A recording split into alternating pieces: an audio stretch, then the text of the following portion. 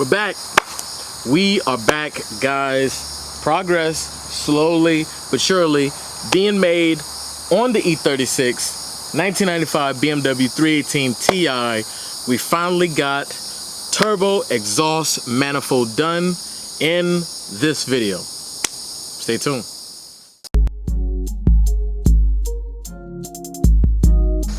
So guys, I'm not even gonna make you wait. First thing we've got is hardware, actually, from Fastenal. Obviously, I work there, I get a discount. Don't judge me. And we've got some grade 8 bolts for it, and that's gonna help connect everything and make sure it doesn't fall off. So let's set that to the side. Now, the main thing, guys, that we have for the BMW is the turbo exhaust manifold that connects straight to the engine, and then also the up pipe, as it were, that takes those exhaust gases and bring them up so we can cut a hole in the roof of the car. So first part is the turbo manifold. This is it right here.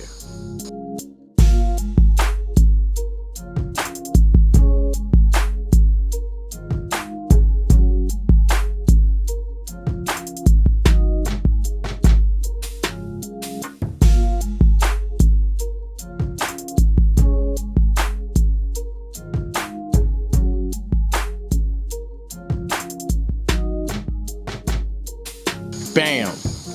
Is it the prettiest thing? It may not be the most gorgeous thing, but look at those welds. Those welds actually look really good. Thank you again to my buddy Tim. You guys have heard his name so many times. He has been more than helpful. He's been instrumental in doing this entire thing. So big shouts go to him. And we still have to clean it up, as far as, you know, cleaning all of the oils and stuff off of it and going ahead and painting it and then wrapping it. But this is the first step of it, and I am absolutely stoked about this part. And the second part, guys, that we have is the up pipe with a port for the wastegate. We actually need that as well. And you know, we had a couple different designs, but we felt like this would have worked the best, and I am truly happy with it. Again, the welds on this bad boy look very nice, actually. Looks really nice. And once it's cleaned up, painted, and then wrapped with some exhaust header wrap, man, you wouldn't even be able to tell the difference.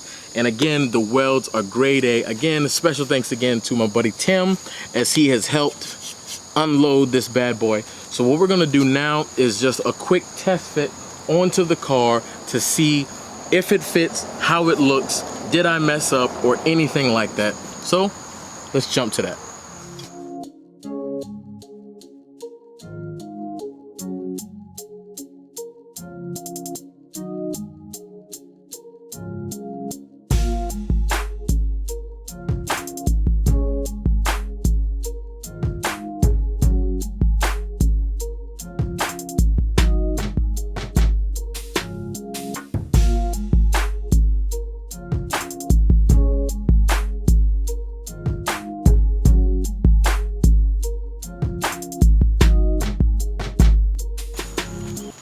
First test is going to be, can we get this part in there from the top side and not the bottom?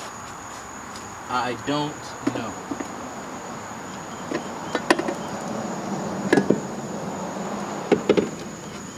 Nope, I do not think so.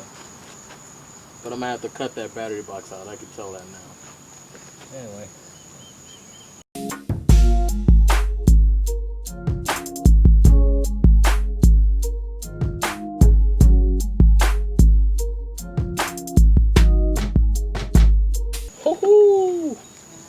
Didn't get done from the top side, but from the bottom side, super easy. Before I even put anything in, is one stud holding it. Let me show you exactly what's going on. So look at that, guys. Like, you can't even really see it, but it tucks in really nice and neat right there. It looks amazing, if I do say so myself. Tucks in there very nice. I can keep the AC. You see the AC lines right there. So we're gonna connect this to the head just temporarily. Then we'll move on to putting this bad boy, the extension, on there, and who knows, maybe even the turbo.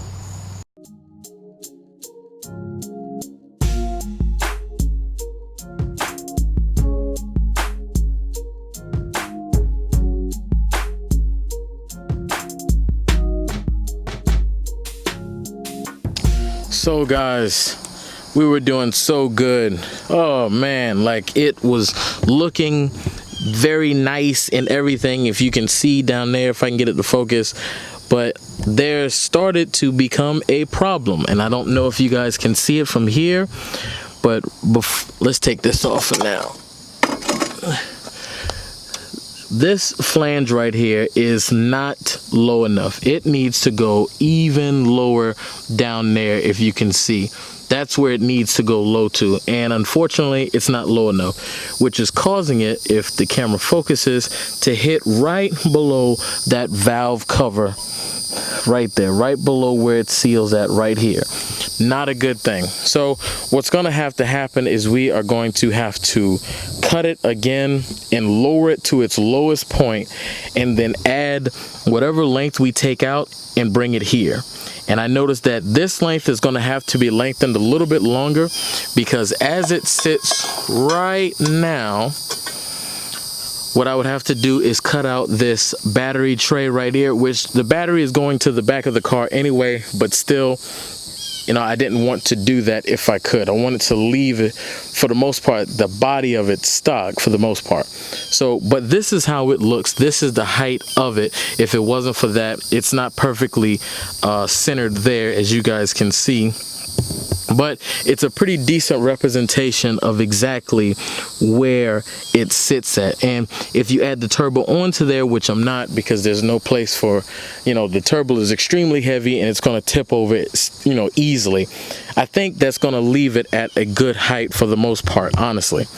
When you put that turbo on there, it's going to sit pretty nice. So clearly there's a little bit more, one more revision that's left for this turbo manifold. But you know what, guys? I'm still overall happy with it, and I knew that this process was going to take time in trying to figure things out and trying to make this happen. Rome wasn't built in a day, and neither was this turbo system. And it doesn't make it easier the fact that this car is here at my house, and I go over to my buddy Tim's shop where the car is not. So it's not like we can try something, test fit it, see if it works. That's you know, it's backwards of me. It's my fault, because I got a little too happy once the turbo honestly came in. But I see what we need to do, which you guys can't really see. I'll see if I can shine my light on it for a little bit better visualization. See if I can get my phone right down in there.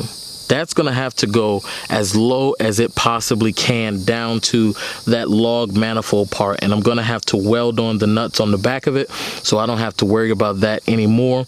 And I'm going to have to add the length that I take out of that part and add it to this extension part right here.